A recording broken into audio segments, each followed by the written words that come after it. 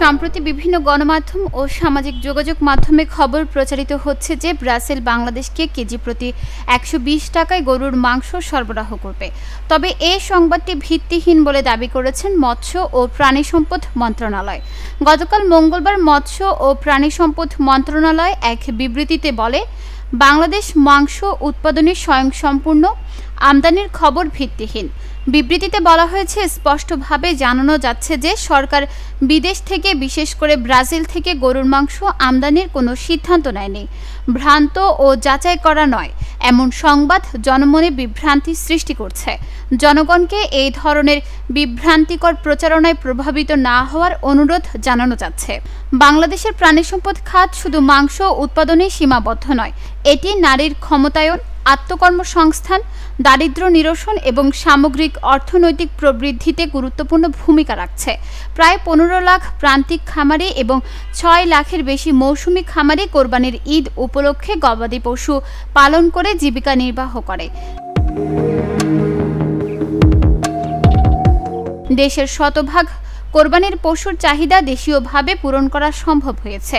প্রাণী সম্পদ অধিদপ্তর প্রান্তিক ও ক্ষুদ্র খামারিদের দক্ষতা বৃদ্ধির জন্য প্রশিক্ষণ প্রদান, উৎপাদন উপকরণ বিতরণ, বাজার সংযোগ এবং ভ্যালু চেইন উন্নয়নের কার্যক্রম অব্যাহত রেখেছে। পাশাপাশি দেশীয় গবাদি পশুর জাত উন্নয়ন, সুষম খাদ্য ব্যবস্থাপনা, টিকা সরবরাহ ও পশু চিকিৎসা সম্প্রসারণের মাধ্যমে উৎপাদন ব্যবস্থাকে আরও টেকসই ও সমৃদ্ধ করার উদ্যোগ নেওয়া হচ্ছে। মাংস একটি অতি পচনশীল প্রাণীজাত পণ্য, যার গুণগত মান ও নিরাপত্তা বজায় রাখতে প্রক্রিয়াজাত থেকে ভোক্তা পর্যায় পর্যন্ত কার্যকর কোল্ড চেইন অবকাঠামো অপরিহার্য। বাংলাদেশে বর্তমানে আন্তর্জাতিক মান সম্পন্ন হিমায়িত মাংস সংরক্ষণ ও পরিবহন অবকাঠামো যথাযথভাবে গড়ে ওঠেনি। কোল্ড চেইনের দুর্বলতা মাংসের গুণগত মান নষ্ট করে জনস্বাস্থ্য ও খাদ্য নিরাপত্তায় হুমকি তৈরি করতে পারে। বাংলাদেশ বিশ্ব বাণিজ্য সংস্থার নীতি ও বিধিবিধান মেনে চলে। তবে বাংলাদেশ বিশ্ব বাণিজ্য সংস্থার চুক্তি অনুযায়ী কোনো দেশ জনস্বাস্থ্য, খাদ্য নিরাপত্তা, পশু স্বাস্থ্য ও পরিবেশ সুরক্ষার স্বার্থে যৌক্তিক ও বৈজ্ঞানিক ভিত্তিতে শর্তারোপ করতে পারে।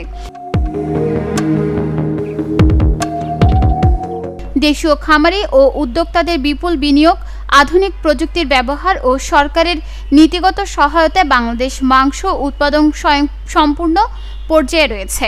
সরকার এ খাতকে রপ্তানিমুখী করার লক্ষ্যে ইতিমধ্যে রোগমুক্ত অঞ্চল তৈরির কার্যক্রম শুরু করেছে। এই অবস্থায় বিদেশ থেকে মাংস আমদানি প্রাণী সম্পদ খাতের উন্নয়নকে ব্যাহত করবে। সেই সঙ্গে খুরা রোগ, ল্যাম্পি স্কিন ডিজিজ, পিপিআর, ত্বরক, বিএসই, এভিয়ান ইনফ্লুয়েঞ্জা, যক্ষ্মা, ব্রুসেলিস সহ সালমোনেলা ও ইকোলাইয়ের মতো জীবাণুসমূহ বাংলাদেশে অনুপ্রবেশের সম্ভাবনা রয়েছে, যার ফলে জনস্বাস্থ্য ও প্রাণী স্বাস্থ্য মারাত্মক হুমকির মুখে পড়তে পারে। বিবৃতিতে আরও বলা হয়েছে, বাংলাদেশ সরকার প্রাণী সম্পদ খাতের উন্নয়ন, দেশীয় খামারিদের স্বার্থ রক্ষা এবং জনগণকে নিরাপদ ও মানসম্মত মাংস সরবরাহে অঙ্গীকারবদ্ধ। এ মুহূর্তে বিদেশ থেকে মাংস আমদানির কোনো সিদ্ধান্ত সরকার নেয়নি। নিউজ ডেস্ক, চট্টগ্রাম সময়।